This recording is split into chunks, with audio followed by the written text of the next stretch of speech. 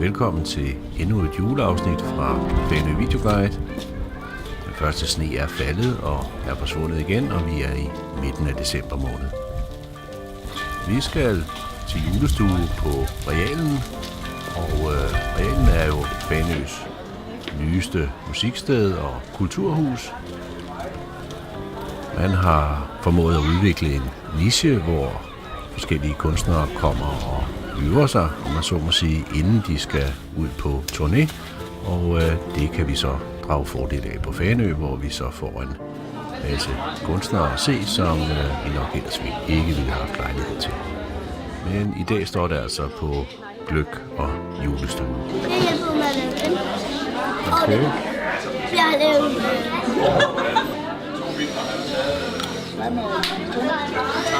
han har det meget godt med.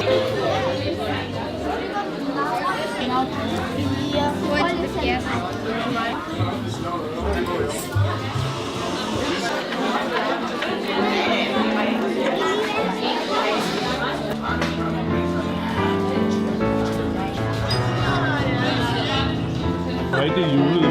Vågs op. Vi siger til Bella, du sidder her og kommer hjem.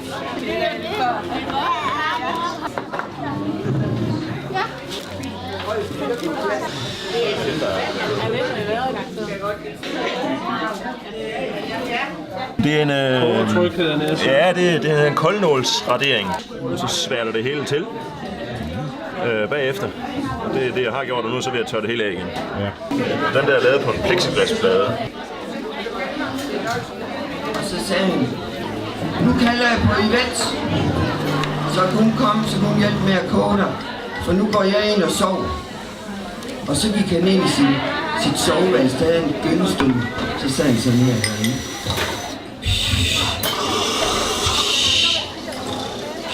Så sad han inde i sin gyngestol og sov.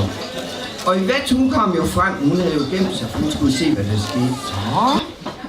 Så sagde François til Yvette, nu stikker vi af alt, hvad vi kan, ned ad bjerget. Og så løb de ned ad bjerget. Og så sad kæmpen jo stadigvæk inde i sin gyngestol og snorkede. Og der var gået et stykke tid, så råbte han, Yvette, er suppen færdig? Så råbte det ene lille trylleløg. Nu skal I holde øje med, hvor mange vi har. Det ene trylleløg råbte så, ikke endnu. Så sov han videre.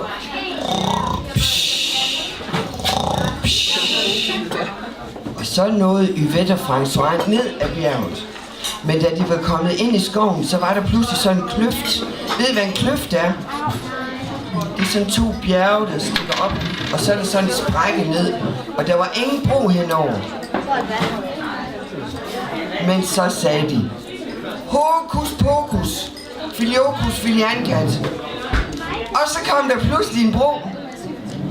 Det vil sige, at François, han kunne noget, for han havde både 3 trylleløg, og han kunne også trylle. Så var der en bro, og så løb de over broen, og så smed de den ned i den kløft, så den gik i stykker. Hvorfor gjorde de det? Fordi hvad?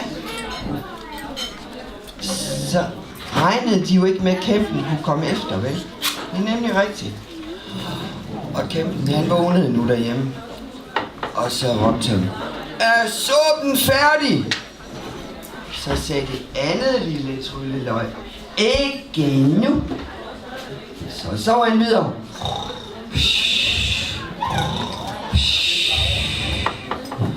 Og nu var de nået ned til havet. Og der var ingen både dernede. Hvad tror I, François han så gjorde? Hokus pokus, filiokus filiankat. Så kom der et stort skib sejlende. Så løb de ombord på det skib. Og så sejlede de lidt uden for kysten. For de skulle holde øje med, om der nu skete noget med den her kæmpe. Han sad jo derhjemme i sin gyngestol. Så vågnede han 3. gang. Så råbte han, er den suppe nu ikke snart færdig? Og så sagde de 3. trylleløg, ikke endnu. Så sagde kæmpen, jeg tror der er noget trylleri med her. Så løb han ud i køkkenet. Hvad fandt han ud i køkkenet? Løgene nede i den store gryde, og en hat, og en jakke, og nogle støvler af François. Han løb i bare til uden overtøj. Det må man ikke, men det gjorde han. Så løb han ned ad bakken. Men han havde jo noget, der hedder 7-milestøvler. Så når han tog et skridt, så var det jo kæmpe langt. Så han nåede hurtigt ned til kløften. Der var ingen bro, men hvad havde han på? Støvlerne. Hvad kunne de? Spring 7 mil. Fuldstændig rigtigt. Han sprang over kløften. Så nåede han ned til havet. Hvad så han der? Båden ude i vandet. Så vadede han jo ud, for han var jo en kæmpe. Han var lige ved at snuppe den her båd. Fordi han var jo kæmpe stor. Men så sagde François: hokus pokus, filiokus, filihankat. Så kom verdens største fisk svømmende. I alle regnbuens farver. Hvad tror I, den gjorde? Et kæmpe. Sluk kæmpen i en mundfuld. Fuldstændig rigtigt. Og så kunne de sejle hjem til prinsessens fars slot. Og der blev François og Yvette gift og levede lykkeligt til deres dages ende og fik mange børn. Men ved I hvad? Det var jo også lidt synd for kæmpen, at han skulle gå rundt ned i maven på den der store fisk. Der gik han i mange dage, og han spekulerede. Hvad havde han dog gjort galt? Så til sidst så sagde kæmpefisken til ham: ved du hvad, kæmpe? Hvis du opfører dig ordentligt, så vil jeg godt gybe dig op på stranden igen, så du kan gå hjem til dit slot. Ja, sagde kæmpen. Jeg skal aldrig mere spise nogen, og jeg skal altid kun være sød og rar ved alle dem, der kommer ud i skoven og besøger mig. Så sagde fisken: bøvs! Et ordentligt bøvs, det kan jeg slet ikke sige. Det var kæmpestort. Det lød ligesom torden. Ja, lige sådan i den retning. Fuldstændig. Prøv en gang til. Fuldstændig. Sådan lød det. Og så kunne kæmpen spacere ud af fiskens mave. Og så tog han hjem til slottet, som ligger nede i skov, lige uden for Paris.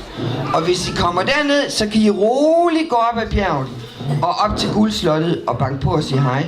Fordi ham kender I jo allerede nu. Ham, kæmpen. Snik, snak, snude, så er historien ude. Tip, top, tynde. 2:00 kan en anden begynde. Og tak fordi I lyttede godt efter. Jeg kan se, I synes det var ret spændende. Det er jeg glad for, men I skal ikke drømme om det i nat, for det er ikke farligt. Det er kun eventyr, det ved I godt.